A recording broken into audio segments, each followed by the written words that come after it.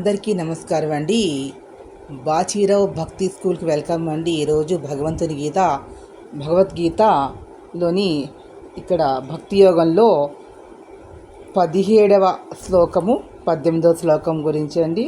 దీన్ని నేను అలా చేస్తాను రాగయుక్తంగా. తప్పులుంటే సాంస్కృతిక తప్పులు రాగం తప్పులు క్షమించండి. దీనికి అర్థం కూడా చెప్తాను. ప్లీజ్ ఈ వీడియో మీకు నచ్చినట్లయితే please subscribe my channel. Thank you to all. ఓం శ్రీకృష్ణ పరబ్రహ్మణే నమః. జయ శ్రీకృష్ణ. యో న హుష్యతి న ద్వేష్టి న శోచతి న కాంక్షతి శుభాశుభ పరిత్యాగి భక్తిమాన్ యస్స మే ప్రియః సమశత్రౌ చ మిత్రే చ తథా మానవమానయోః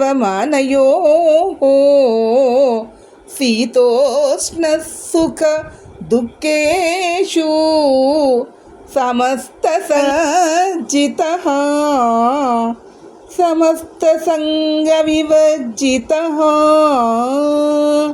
భగవానుడు చెప్పుచున్నాడు, తనకు ప్రియమైనటువంటి వారు ఎవరు అంటే, ఇష్టమైనటువంటి వస్తువు పొందినప్పుడు దాన్ని చూసి సంతోషపడనివాడు, దేని మీద కూడా ద్వేషభావం లేనివాడు, ఏ విషయం పట్ల కూడా బాధపడనేటువంటి వాడు, దేన్ని ఆశించినటువంటి వాడు, శుభాశుభ కర్మలు మంచి చెడుని రెండింటినీ కూడా త్యజించినటువంటి వాడే నాకు ఇష్టమైనటువంటి భక్తుడు, అతడే నాకు ప్రియుడు అని చెప్తున్నాడు స్వామి. ఇంకా తనకి ఎవరంటే ఇష్టము అంటే, శత్రువుల్ని మిత్రుల్ని సమంగా చూసేటటువంటి వాడు, అలాగే మా గౌరవాలని అవమానాలని కూడా సమానంగా చూసేవాడు. శీతోష్ణం అంటే ఎటువంటి వాతావరణ పరిస్థితులైనా సుఖ దుఃఖాలైనా కూడా సమానంగా చూసేవాడు. దేని మీద ఆసక్తి లేనటువంటి వాడు నాకు ఇష్టడైనటువంటి వాడు అని చెప్తున్నాడు స్వామి ఇందులో.